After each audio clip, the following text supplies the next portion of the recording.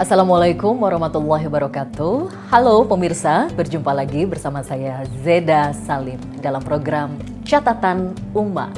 Seperti biasa dalam program Catatan Ummah kali ini kita akan membahas kisah-kisah inspiratif dan juga menjawab beberapa masalah polemik yang kebanyakan terjadi di luar sana. Kita akan mencoba mendiskusikan, mencari solusi terbaik lewat hadis, Al-Quran dan juga kisah-kisah tauladan. Tentunya nanti akan disampaikan oleh ahlinya. Seperti biasa, sahabat Ummah, hari ini saya tidak sendiri, saya didampingi oleh Ustazah Uma Oki Stiana Dewi. Langsung saja kita sapa beliau. Assalamualaikum Uma Oki. Waalaikumsalam Mbak Zeda. Masya Allah, sehat ya Uma? Alhamdulillah sehat. Alhamdulillah, charming sekali hari ini ya. Kuning ya Mbak. Kuning, Masya Allah, sudah soleha, cantik, Amin, amin, amin. warna yang membawa aura-aura semangat ya. Kita Ya. bersemangat untuk menyiapkan bekal Betul, sebelum betul. akhir kematian dalam hidup kita. Bicara tentang kematian Uma, hari ini kita akan membahas sesuatu yang berkaitan dengan kematian. Sahabat Ummah di rumah, kebanyakan kita sibuk mempersiapkan dunia ya. Bagaimana kita mencari rezeki, mencari uang untuk makan ya, membahagiakan diri sendiri, keluarga. Tapi kadangkala kebanyakan dari kita lupa bagaimana caranya kita mempersiapkan kematian. Bagaimana caranya agar kita tidak hanya bisa baik pada saat hidup, namun juga baik di akhir pada saat kematian memanggil kita. Nah, pertanyaannya, bagaimana caranya agar kita bisa meninggal dalam keadaan husnul khatimah, dalam keadaan yang baik, akhir yang baik. Nah, kita akan coba untuk bertanya kepada ahlinya bersama Uma Oki Stiana Dewi. Oke, Uma, berkaitan dengan kematian ini agak merinding ya Uma, karena kalau saya sendiri tahu diri banyak dosa, Saya banyak juga, yang harus Mbak Zeda. diperbaiki. Sama. Jadi takut mati itu bukannya apa, takut tidak pantas gitu menghadap kepada ilahi dengan banyaknya dosa begitu Uma. Bagaimana caranya Uma agar kita sebagai manusia tidak lalai dalam hidup ini, agar kita selalu ingat mati? Itu caranya gimana Uma sebelum kita membahas tentang husnul khatimahnya? Ya. Sahabat Ummah yang dirahmati oleh Allah Subhanahu wa taala, membahas tentang kematian sesuatu yang pasti dan kita hanya menunggu giliran. Corona ini 2 tahun lebih ini kita banyak sekali di WhatsApp grup atau mungkin kita lihat di sosial media, kita mendapatkan innalillahi wa inna ilaihi raji'un, innalillahi wa inna ilaihi raji'un. Sering sekali, bahkan saya yakin sahabat Ummah semuanya di antara kita ada yang kehilangan orang tua, kata saudara, termasuk saya yang beberapa bulan lalu juga kehilangan ayah. Dan banyaklah menyaksikan berbagai macam kematian. Sebelum menjawab pertanyaan Mbak Zeda bagaimana caranya agar kita ingat mati, teman-teman sekalian, saya ingin memberitahu bagaimana Rasulullah SAW menjawab ketika ada seorang yang bertanya, Rasul, siapakah orang yang paling baik itu? Maka Rasul mengatakan orang yang paling baik itu adalah mereka yang paling baik akhlaknya. Jadi Islam itu mengajarkan tentang akhlak yang baik. Walaupun kita ini manusia, kadang-kadang kita buat salah, kita belok sana, belok sini gitu kan. Tapi Rasulullah ingatkan yang paling baik itu yang paling baik akhlaknya. Yang paling pintar siapa ya Rasul? Kemudian Rasul katakan yang paling pintar, yang paling pandai adalah mereka yang ingat mati atau mempersiapkan bekal kematiannya. Masya Allah. Bagaimana caranya supaya kita senantiasa ingat mati? Ya jadilah orang-orang yang pandai itu. Definisi orang yang pandai menurut Rasulullah SAW adalah orang yang ingat mati dan mempersiapkan bekal kematiannya. Artinya apa? Artinya ketika dia sudah ingat mati, pasti nanti turunannya banyak. Turunannya banyak itu apa? Orang yang ingat mati biasanya takut dia buat zalim sama orang. Dia takut buat jahat. Kenapa? Karena dia tahu di hari akhir ada orang yang paling bangkrut, kata Rasulullah. Rasulullah, orang paling bangkrut itu apa? Apakah orang yang nggak punya uang sama sekali? Kata Rasul, bukan. Orang yang paling bangkrut itu adalah ketika dia sampai di akhirat nanti, dia mengira dia membawa pahala puasa, pahala sholat, pahala mengaji, pahala yang lain-lain. Padahal dia tidak dapatkan pahala itu. Kenapa? Karena ketika dia zalim sama orang di dunia, orang yang dia zalimi itu meminta keadilan haknya. Ya, menuntut haknya atau meminta keadilan kepada Allah Subhanahu wa taala. Ya Allah, saya nggak ridha ya Allah kalau dia masuk surga. Mungkin dia banyak puasanya, sholatnya, mengajinya, tapi dia zalim sama saya ya Allah. Dia jahat sama saya. Dia belum mengembalikan hak-hak saya yang itu dia akan ambil. dituntut di hari pertangojaban nanti kiamat. Orang yang dizalimi ini menuntut. Saya Allah. minta keadilan ya Allah. Akhirnya apa? Akhirnya pahala-pahala orang Yang tadinya banyak menurut si dia ini diberikan kepada orang yang dizolimi. Belum cukup sampai di situ, dosa-dosa orang yang dizolimi diserahkan kepada orang tersebut. Maka itu sebangkrut-bangkrutnya orang. Artinya kalau orang yang ingat mati, salah satu turunannya adalah pasti dia takut sekali untuk berbuat zalim, berbuat curang, berbuat jahat, karena dia takut untuk menjadi orang-orang yang bangkrut tadi. Berikutnya orang-orang yang ingat mati, dia pasti karakternya adalah ketika dia dapat ujian kebahagiaan, dia tidak akan terlena. Karena dia tahu, oh ini nggak selamanya kebahagiaan ini, kekayaan dunia ini ini, sementara, dunia ini, popularitas ini nggak selamanya. Akan ada nanti semua ini dihisap, dihitung oleh Allah, harta-hartaku, semuanya akan ditanyai oleh Allah pertanggungjawabannya. Pun kalau dia sedih, dia hidupnya susah, dia hidupnya betul-betul terjatuh, dia juga nggak akan sedih lama-lama. Karena dia tahu, buah kesabaran dari kesedihan saya adalah syurga. Masya Allah. Jadi orang-orang yang ingat mati, dia akan hidupnya senantiasa stabil, bahagia, alhamdulillah, sedih, alhamdulillah, ala kulli hal, dia stabil karena dia tahu itu nggak selamanya. Berikutnya orang-orang yang ingat mati, dia juga pasti punya karakter yang pasti ibadahnya ketika dia beribadah seolah-olah itu ibadah terakhir dia. Contoh, Rasul tuh ingatkan pada kita, kalau kita mau sholatnya khusyuk, salah satu cara sholat khusyuk adalah bayangkan itu adalah sholat terakhir kita. Misalnya nih, sebentar lagi misalnya mau masuk asar misalnya. Kalau dokter mengatakan, nanti umur ibu tinggal sampai asar, nanti tinggal berapa jam lagi, pasti kita ini akan sholat nih sekarang ini. Sungguh-sungguh, karena kita tahu itu sholat terakhir kita. Jadi, cara mempersiapkan mati adalah dengan ingat mati. Ketika kita ingat mati, kita akan mempersiapkan perbuatan-perbuatan kita untuk menunggu giliran dipanggil oleh Allah SWT. Jadi salah satu cara ampuh agar kita mudah mengingat kematian berarti ya mengingat Allah ya, Uma ya. Dengan mengingat Allah maka otomatis akhlak akan menjadi baik, ibadah akan menjadi lebih baik, sholat lebih baik, dan di situ nanti otomatis Allah akan memberikan hidayah tentang kematian ya. Ingat mati. Dia pasti akan bersegera berbuat baik, karena kalau dia nggak berbuat baik dia merasa rugi. Berarti orang yang golongan manusia yang tidak ingat mati termasuk golongan orang yang tidak beruntung ya Uma ya. Iya pasti. Ya Masya Allah ya, tidak diberikan hidayah oleh Allah, ditutup hatinya dengan kebahagiaan duniawi yang bergelimang begitu sampai dia lupa dengan kematian. Itu sebetulnya mungkin Allah berikan hidayah sama dia, tapi dia tidak mau mengambil hidayah itu. Berapa kali Allah mengetuk diri kita, mengetuk hati kita, hanya saja kita nggak ambil hidayah itu. Insya Allah. Oke, baik. Jadi intinya untuk mengingat kematian itu tidak bisa kita hanya berpasrah diri, tapi harus ada ikhtiar yang kita lakukan ya Uma ya. Pasti juga menuntut ilmu, pasti juga bergaul dengan orang-orang yang senantiasa ingat mati. Ibu saya itu Mbak Zeda, karena ibu itu kan Allah anugerahi ya penyakit pemphigus vulgaris, penyakit kulit langka, yang membuat ini penyakit autoimun sebetulnya, tapi ini penyakit yang jarang lah, penyakit pemphigus vulgaris ini. Kulitnya melepuh seperti orang habis terbakar, jadi kalau bajunya diangkat kulit ikut terangkat. Kalau nggak pakai pakaian, tidur di kasurnya nggak bisa bangun karena kulitnya nempel di nempel di kasur, jadi kita harus tempelin lagi gitu. Itu pasti sakit sekali itu rasanya. Saya tidak bisa membayangkan rasanya. Iya.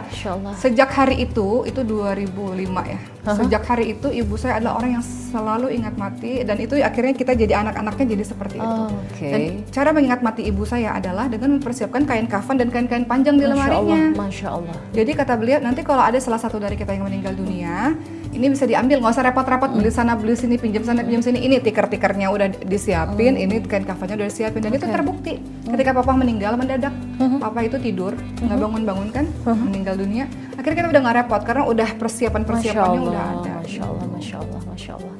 Kembali ke tentang kematian tadi ya, Uma tadi mengatakan bahwa ada kalanya orang yang sudah meninggal nanti di hari akhir akan dimintai pertanggungjawabannya, termasuk orang-orang yang dizolimi, ya mereka meminta hak-haknya. Nah, akhirnya timbul pertanyaan tentang husnul khatimah.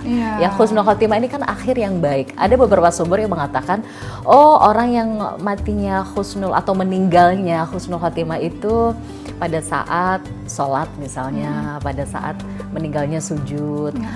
Ada yang bilang beberapa sumber di hari Jumat, atau ada yang bilang pada saat kecelakaan. Itu sebenarnya sebelum kita menilik lebih jauh tentang pertanggungjawaban tadi Uma, sebenarnya sebenarnya kalau dalam hukum hadis Rasulullah, tanda-tanda yang disampaikan Rasulullah bahwa manusia itu mati atau meninggal husnul khotimah dengan cara yang baik, akhir yang baik itu seperti apa sih Uma? Ya, pasti ada ya tanda-tanda kematian yang husnul khotimah. Tapi sebelum kita merinci itu, kita harus tahu dulu bahwa Allah mematikan kita sesuai kebiasaan kita. Betul. Makanya anak-anak pesantren Quran itu mereka selalu mengatakan, kalau kita biasa berbincang-bincang, kalian ingin mati gimana sih? Mereka akan mengatakan, saya ingin matinya bersama Quran. Karena hari-harinya bersama Quran. Dan betapa banyak kita saksikan video-video di luar sana di YouTube ya, misalnya orang-orang yang meninggal dunia dalam keadaan sujud. Kan banyak ya, kita lihat lagi sholat, kemudian meninggal dunia, lagi di masjid meninggal dunia. Kemudian kita lihat juga, nggak usah jauh-jauh lah, wali kota Bandung kemarin ya, almarhum Bang Odet juga dalam keadaan yang beliau ada di masjid, dalam keadaan berwudu, hendak berkhutbah. Memang hari-harinya rutin ada di masjid. Jadi kebiasaannya ya seperti itu, meninggalnya ya seperti itu. Betul. Ya. Masya Sebaliknya Allah. juga begitu, orang-orang yang suka berzina, orang-orang yang suka ya Astagfirullah. ya gitu-gitu ya. Itu Allah matikan Berbuat juga maksiat, dalam ya. keadaan seperti itu. Banyak kok video-video atau foto-foto berita-berita yang meninggal dunia dalam keadaan di dalam mobil. Seperti ini, ya kan banyak cerita-cerita begitu. Jadi kalau mau mati husnul khotimah, nasihat buat saya, ya biasakan diri untuk melakukan amal saleh karena Allah akan tutup akhir kita sesuai dengan kebiasaan-kebiasaan Masya kita. Allah. Jadi pertanyaan yang Mbak Zeda tadi, tanda-tanda husnul khotimah apa? Pertama tentu saja di akhir hidupnya dia mengucapkan kalimat syahadat. Atau kalimat asyhadu alla ilaha illallah asyhadu anna muhammadar rasulullah, atau kalimat la ilaha illallah. Itu sesuai dengan riwayat hadis ya, betul. Uma ya. Ini dikatakan ya dalam hadis riwayat Abu Dawud, kata Rasulullah, barang siapa yang akhir perkataannya adalah kalimat la ilaha illallah, tidak ada sesembahan yang berhak disembah selain Allah, maka dia akan masuk syurga. Itu sebabnya kenapa orang yang mau meninggal itu kan bisa ditalkinkan. La ilaha, kita bisikkan kan, la ilaha illallah, la ilaha illallah. Kita menuntun agar kalimat yang keluar di mulutnya itu kalimat itu. Tapi hati-hati, kalimat itu nggak mudah diucapkan oleh orang-orang yang hari-harinya nggak pernah berzikir. Hanya orang pilihan Allah saja yang beruntung bisa mengucapkan la ilaha illallah di akhir hidupnya. Hanya orang-orang yang sehari-harinya memang dia rutin berzikir, rutin menyebut Allah, rutin mengingat Allah. Jadi dia mudah. Itu dalam keadaan sakratul maut. Sakratul maut itu sangat sakit sekali. Itu susah, keadaan yang sangat susah. Dia bisa mengucapkan kalimat itu karena hari-harinya selama dia hidup, dia ucapkan kalimat itu. Dan Allah ridho dia mengucapkan itu ya. Ada orang yang akhir hidupnya mengucapkan kalimat skak misalnya, karena dia hari-hari main catur. Ada ya? Ada. Itu ya? Hari-hari main catur yang akhirnya skak, akhirnya dia ngucapinnya nggak ngucapin kalimat-kalimat Allah. Karena akhir hidupnya seperti itu. Jadi nggak semudah itu untuk mengucapkan kalimat la ilaha illallah. Artinya dia adalah orang-orang yang suka berzikir. Kemudian kedua, ciri orang yang husnul khatimah, dia meninggal dunia dengan ada keringat kening yang berkeringat. Jadi kalau kita lihat ada orang yang meninggal dunia ada bulir-bulir keringat itu ya, itu juga termasuk tanda dari husnul khatimah. Kata Rasulullah dalam hadis riwayat Tirmidzi, kematian seorang mukmin dengan keringat di kening adalah bagian dari husnul khatimah. Masya Allah. Jadi boleh perhatikan tanda-tanda itu. Masya Allah. Ketiga, meninggal dunia di malam Jumat atau hari Jumat. Beruntunglah tadi kata Mbak Zeda ya, beruntunglah orang-orang yang meninggal di malam Jumat dan hari Jumat. Itu terjadi pada ayah saya Mbak Zeda. Masya Allah. Jadi beliau itu, kami ketahui beliau meninggal dunia pada Jumat pagi yang sudah membiru. Jadi di dalam kamar udah dingin, ternyata wafatnya udah sekian jam yang lalu. Masya Allah, subhanallah. Gitu. Jadi Oke. tapi ya cukup ya sedih pasti, tapi ada perasaan lega karena meninggalnya di malam Jumat atau di hari Jumat seperti itu. Jadi insya Allah husnul khatimah, Amin. kita husnuzon pada Allah ya. Mudah-mudahan. Oke. Baik, Ada Uma. banyak yang lain sih sebetulnya, tapi nanti kita bahas berikutnya. Ada banyak. Sahabat Uma semuanya, apa yang paling mahal dalam kehidupan ini? Salah satu yang paling mahal dalam kehidupan ini adalah kesehatan. Dengan kesehatan kita bisa ibadah dengan baik, dengan kesehatan kita bisa belajar dengan baik, dengan kesehatan kita bisa bekerja dengan baik. Maka salah satu cara menjaga kesehatan ala saya adalah dengan ini dia, British Propolis. Nah, British Propolis bisa digunakan oleh orang dewasa dan juga anak-anak. Anak-anak saya juga menggunakannya, dan insya Allah tidak hanya membuat stamina kita sehat, luar biasa baik, tapi juga mencerdaskan otak kita insya Allah. Konsumsi British Propolis setiap hari untuk mendapatkan tubuh yang sehat, pikiran yang jernih insya Allah, sehingga bisa beraktivitas secara maksimal.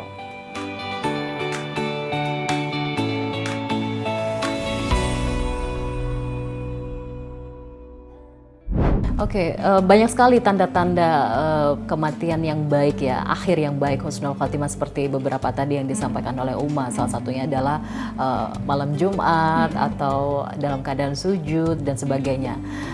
Pertanyaannya Uma, apakah itu sudah pasti berlaku husnul khotimah jika seandainya manusia ini sebelumnya mungkin pernah berbuat maksiat ya? Contoh, mungkin berbuat dosa, berzina atau mencuri, membunuh, atau ya berhutang bahkan, kemudian dia mati dalam keadaan husnul khotimah. Apakah dengan kondisi seperti itu sudah dipastikan manusia tersebut husnul khotimah dengan malam Jumat, hari Jumat meninggalnya, sementara kalau kita flashback kehidupan sebelumnya maksiatnya Masya Allah gitu. Itu gimana Uma? Apakah sudah pasti husnul khotimah? Tadi itu beberapa dari ciri-ciri dari husnul khotimah yang nanti akan kita lanjutkan ya, ciri-ciri husnul khotimah. Tapi kalau misalnya kita lihat ada orang yang biasanya maksiat terus, tapi kok tanda-tanda husnul khotimahnya ada? Betul. Barangkali dia sudah bertaubat kepada Allah Subhanahu wa taala yang kita nggak tahu. Contoh, dalam hadis surat muttafaqun alaih dijelaskan ada orang yang membunuh 99 orang. Pembunuh itu dosa besar, dosa membunuh satu orang aja seperti membunuh seluruh nyawa, apalagi dia sudah bunuh 99 orang. Tapi dia mau bertaubat. Dia datang kepada seorang ahli ibadah, saya mau bertaubat. Kata ahli ibadahnya, nggak bisa lah. Kau ini pembunuh luar biasa, sudah banyak dosa-dosamu. Bagaimana Allah bisa mengampunkan dosa-dosamu yang begitu banyak? Maka pembunuh ini marah, dia bunuh lagi si ahli ibadah itu, sampai 100 orang dia bunuh. Dia datang kepada ahli ilmu, kata ahli ilmu, bisa engkau untuk bertobat kepada Allah, pindah dari tempat yang buruk ini menuju ke tempat yang baik. Engkau berhijrah supaya dapat pergaulan yang baik. Di tengah perjalanan dia meninggal dunia. Sudah 100 orang yang dibunuh padahal. Dalam keadaan dia sedang berhijrah menuju ke tempat yang baik. Pertanyaannya, menuju kemana dia? Ya kan? Kemudian ketika dia meninggal dunia, ada malaikat azab, malaikat rahmat saling berebut. Ini bagian saya, ini bagian saya. Tidak, ini harus saya yang bawa, kata malaikat azab, karena dia bunuh 100 orang. Kemudian kata malaikat rahmat, saya yang bawa, karena walaupun dia bunuh 100 orang, di akhir hidupnya dia sudah berniat, berniat untuk jadi orang baik. Baru berniat untuk jadi orang baik. Bertaubat saja. Akhirnya Allah takdirkan apa? Masya Allah. Akhirnya Allah takdirkan apa? Pembunuh 100 orang yang baru berniat mau jadi baik inilah dibawa kepada malaikat rahmat. Jadi kadang kita nggak tahu akhir hidup seseorang, teman-teman sekalian. Kadang dia sudah bertaubat, menyesal, yang mungkin dia nggak di hadapan semua orang, tapi dengan ciri-ciri husnul khatimah kita berhusnuzon, mungkin dia memang sudah mau berubah untuk menjadi diri yang lebih baik. Banyak kok Mbak, kemarin juga ada kisah ya, ini luar biasa. Saya punya seorang teman, mungkin teman-teman juga kenal, namanya Bang Tato. Beliau tuh preman, tatonya banyak. Saya kalau ngeliat beliau, ini tato apa baju gitu, saking tato. Banyaknya di sekujur tubuhnya ya tato ya. Kemudian beliau berhijrah di jalan Allah Subhanahu wa taala. Betul-betul beliau menikah dengan seorang, kalau saya tidak salah ya, seorang anak Pak Kiai. Beliau betul-betul berubah, walaupun dengan tatonya ya kan susah menghilangkan tato ya. Kemudian beliau meninggalnya ketika beliau hendak merapikan laptopnya untuk dakwah, untuk mempersiapkan dakwah. Meninggal husnul khatimah dalam keadaan amal saleh. Seperti itu. Jadi kita nggak bisa menghakimi seseorang. Uma, apa kebaikan yang bisa didapatkan oleh manusia yang meninggalnya husnul khotimah? Ada beberapa sumber yang mengatakan bahwa tidak akan mendapatkan siksa kubur dan sebagainya. Sebetulnya kalau dalam riwayat hadis sendiri, kebaikan apa? Apakah betul seperti itu? Untuk tidak ada siksa di kubur? Ya, untuk orang-orang yang meninggalnya malam Jumat atau hari Jumat ya, memang Allah menghadiahkan mereka untuk tidak mendapatkan siksa kubur. Masya Allah. Tapi ingin saya tambahkan lagi teman-teman sekalian, orang-orang yang matinya husnul khotimah ini banyak tanda-tandanya. Mohon izin saya lanjutkan, Mbak. Yang keempat ya, setelah tadi kita tahu bahwa dia mengucapkan kalimat la ilaha illallah, kemudian dia berkeringat, kemudian dia meninggal hari Jumat. Kemudian ada lagi orang-orang yang memiliki ciri-ciri husnul khatimah, yaitu apa? Mereka yang keempat adalah mereka yang mati syahid di jalan Allah Subhanahu wa taala. Seperti apa contohnya? Seperti teman-teman kita di Palestina. Mereka nggak takut mereka mati di pertempuran dalam membela tanah airnya, nggak takut. Bahkan dari mereka banyak yang akhirnya terus melahirkan anak-anak dan ya Masya Allah ya, Masya Allah. Mereka nggak, coba kalau kita lihat video-video ya teman-teman sekalian ya, ibu-ibu Palestina, ya sedih pasti seorang ibu. Tapi anak ini surga, anak ini sudah berjihad di jalan Allah Subhanahu wa taala. Mereka mempertahankan Masjidil Aqsa, masjidnya umat Islam. Bukan kita nih yang, mereka garda terdepan. Jadi mereka ketika anak-anaknya mati syahid, nggak apa-apa, kita ketemu di surga Allah Subhanahu wa taala. Nggak semua orang punya tingkat keimanan sampai keimanan seperti itu. Jadi luar biasa ya teman-teman kita yang ada di Palestina. Jadi mereka yang meninggalnya mati syahid di jalan Allah juga husnul khatimah. Termasuk juga teman-teman sekalian yang disebut mati syahid ketika orang-orang tenggelam, matinya tenggelam. Makanya waktu itu ada TNI Angkatan Laut kita ya yang tenggelam itu mati syahid. Insya Allah mati syahid ya. Orang-orang yang meninggal dunia karena wabah penyakit tertentu ya. Salah satunya pandemi Corona, COVID itu, ini ya. betul. Itu juga adalah orang-orang yang mati syahid ya. Masya Allah. Orang-orang yang apa? Korban-korban kebakaran. Itu juga adalah orang-orang yang mati syahid. Orang-orang yang tertimpa reruntuhan. Kadang-kadang kita tahu di Indonesia ini longsor dan sebagainya itu juga adalah orang-orang yang mati syahid. Orang-orang yang meninggal, wanita yang melahirkan. Itu juga adalah orang-orang yang mati syahid, Masya Allah ya. Husnul khatimah juga ya. Husnul khatimah. Dalam artian dia mati dalam keadaan yang baik. Tapi salah satu kebaikan yang diterima oleh manusia yang meninggal dengan husnul khatimah, betul ya Uma ya, tidak ada siksa kubur untuknya. Ya, tidak mendapatkan siksa kubur. Salah satunya yang tadi ya, yang meninggalnya di malam Jumat atau di hari Jumat, dan tentu saja dia memasuki surga Allah Subhanahu wa taala, dia disambut. Sudah pasti masuk surga husnul khatimah. Semua manusia yang beriman itu memang masuk surganya Allah Subhanahu wa taala sepanjang dia beriman kepada Allah Subhanahu wa taala. Tapi tergantung nanti kadar dosa kita. Kan nanti ditimbang dulu nih. Dosanya sama pahalanya ditimbang dulu. Kadang-kadang kita harus ada dulu di nerakanya Allah Subhanahu wa taala baru Subhanallah, menuju kepada surga Allah Subhanahu wa taala. Tapi ini keutamaan untuk ibu-ibu yang punya anak-anak kecil yang meninggal dunia. Nah ini, wah itu juga surga tuh, luar biasa. Makanya kalau ibu-ibu yang anak kecil yang meninggal dunia, itu kan sedih luar biasa ya seorang ibu. Tapi itu anak-anak kan dalam pemeliharaannya Nabi Ibrahim alaihissalam, anak-anak yang kecil-kecil yang meninggal dunia ini.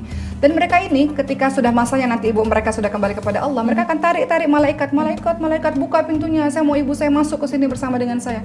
Ibu-ibu yang anak-anak kecil yang meninggal dunia, dia juga akhirnya kembali kepada Allah Subhanahu wa taala bersama dengan anak-anaknya di surga Allah Subhanahu wa taala. Kadang-kadang dalam pandangan dunia sedih banget ya Allah, tapi sebetulnya hadiahnya besar. Yaitu surga Allah Subhanahu wa taala. Oke, tapi katakanlah manusia itu sudah bertaubat, kemudian mati dalam keadaan atau meninggal dalam keadaan husnul khatimah seperti dengan ciri-ciri yang disampaikan oleh Uma tadi. Apa yang terjadi jika seandainya di hari akhir nanti, katakanlah husnul khatimah begitu ya, dengan tanda-tanda tadi, tapi misalnya meninggalkan hutang, riba dan sebagainya, otomatis pahalanya berkurang sedikit demi sedikit nih Uma. Berarti tidak ada jaminan dong, belum tentu pasti masuk surga dong, karena nanti ada timbangan yang akan dikurangi dengan maksiat yang dilakukan atau dosa-dosanya yang dilakukan. Makanya teman-teman sekalian, memang begini. Kalau orang-orang yang sudah terbiasa amal solih, continue beramal solih, karena kita nggak tahu kapan kita dipanggil oleh Allah. Jangan sekali-kali kita merasa, oh saya udah soleh, saya udah ibadah kok puluhan tahun, cobalah dosa dikit, abis itu kan gampang bisa bertobat kepada Allah. Dengan begitu nanti saya bisa matinya husnul khatimah. Hati-hati menyepelekan dosa kecil ya. Karena ngerasa, oh puluhan tahun sudah ibadah, saya mau coba sedikit aja, saya nggak kayak yang lain kok maksiat sekian tahun. Bisa saja orang yang maksiat sekian tahun di akhir hidupnya taubat. Betul. Bisa saja orang yang puluhan tahun ibadah coba-coba buat ulah ini, akhirnya Allah wafatkan dalam keadaan su'ul khatimah, dalam keadaan mati buruk. Subhanallah. Ada satu kisah sebelum kita bahas mengenai hutang, Mbak Zeda, yang seperti Mbak Zeda tanyakan. Ada seorang ahli ibadah yang dia sudah beribadah 40 tahun lamanya, soleh luar biasa. Tiba-tiba syaitan itu menggoda dia. Kata syaitan, kamu tuh sudah orang yang soleh, sudah beribadah, cobalah dikit aja merasakan kenikmatan dunia ini. Nggak capek jadi orang soleh, boleh kok buat dosa, setelah itu bertobat, bukannya Allah Maha Pengampun, kata syaitan yang membisikkan. Akhirnya setan membisikkan begini, pilihlah wahai ahli ibadah antara 3 dosa yang kamu anggap paling ringan. Minum minuman keras, khamar, yang memabukkan ya, kemudian berzina dan membunuh orang. Kemudian ahli ibadah berpikir, iya ya, saya pengen deh coba dikit aja, pengen kayak orang lain gitu. Kayaknya kok bosen ya kayak. Akhirnya mau pilih yang mana itu? Kira-kira yang mana yang menurut ahli ibadah paling ringan?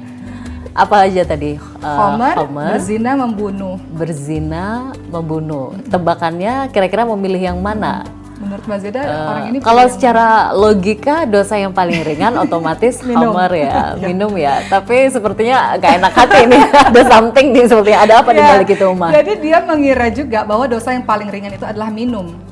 Akhirnya dia minum, tapi kan syaitan gak berhenti sampai situ.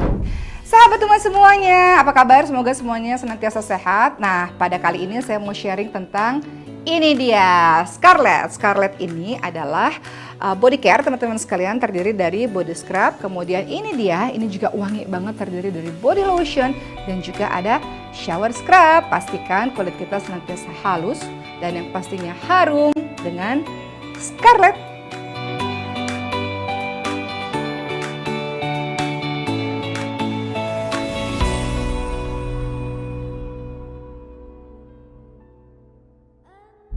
Kata Syaitan apa? Lagi dong minumnya, jangan cuma sekali. Dia minum lagi dong. Oh, Syaitan nggak pernah bisa berhenti. Kalau kita sudah masuk jebakannya, terus kita ada di situ. Minum, mabuk. Dalam keadaan mabuk, akhirnya ketika ada perempuan yang datang kepadanya, kemudian akhirnya dia berzina dengan perempuan tersebut. Subhanallah. Keesokan harinya ketika dia sudah sadar, dia shock, kaget luar biasa. Bagaimana mungkin orang solih yang terkenal solih seperti saya mampu melakukan perbuatan seperti ini? Perbuatan zina. Berzina seperti ini. Bagaimana kalau perempuan ini bercerita ke semua orang? Bagaimana dengan nama baik saya?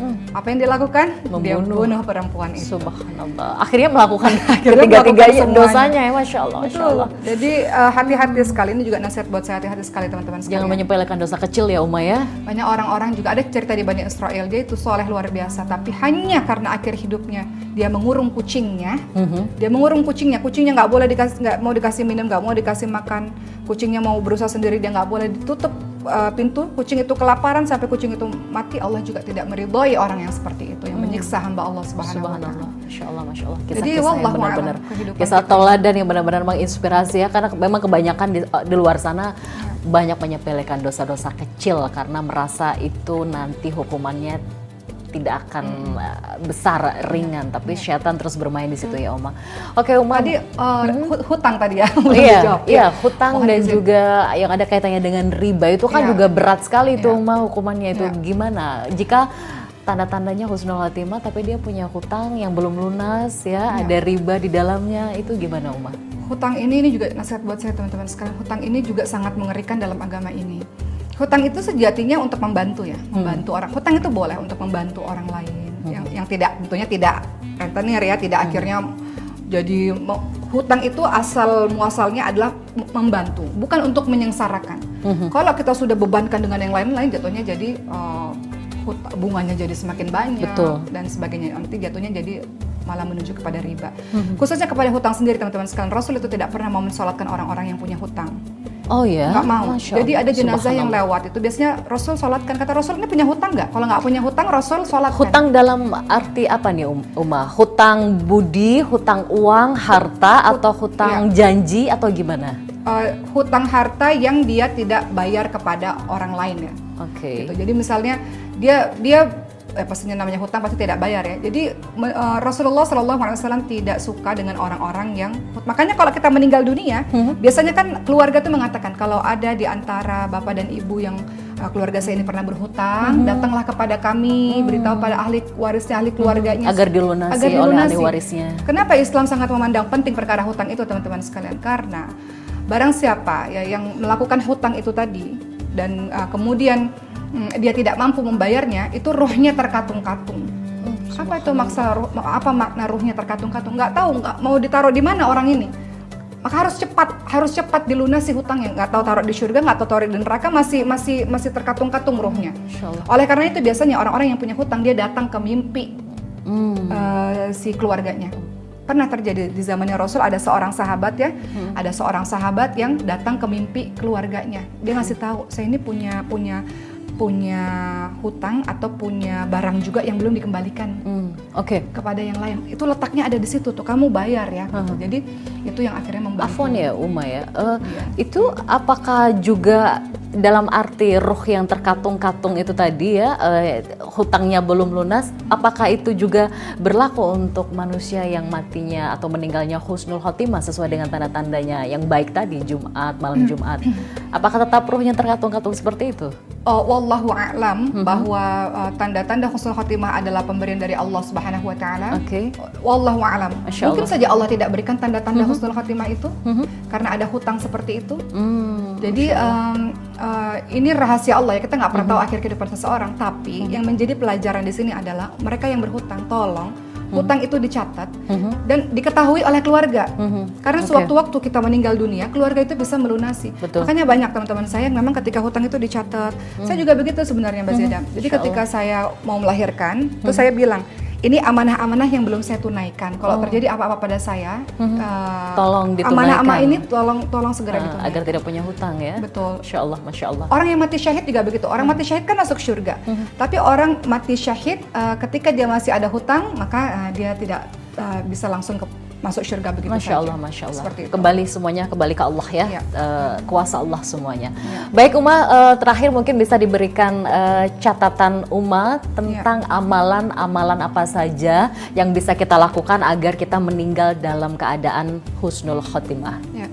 Silahkan Sahabat yang dirahmati oleh Allah Subhanahu wa taala, kematian adalah sesuatu yang pasti. Kullu nafsin dha'iqatul maut wa nabluukum bisyarri wal khairi fitnah. Dalam surah Al-Anbiya ayat 35, Allah tegaskan bahwa semua yang bernyawa pasti akan mati. Dan dalam menuju kematian itu kadang-kadang Allah uji kita dengan ujian kesedihan, dengan ujian kebahagiaan. Liyabluwakum ayyukum ahsanu amala. Allah ingin lihat siapa di antara kita dari sekian banyak ujian yang Allah berikan yang paling baik amalannya. Teman-teman sekalian, husnul khatimah atau su'ul khatimah, mati dalam keadaan baik atau mati dalam keadaan buruk, itu adalah pilihan.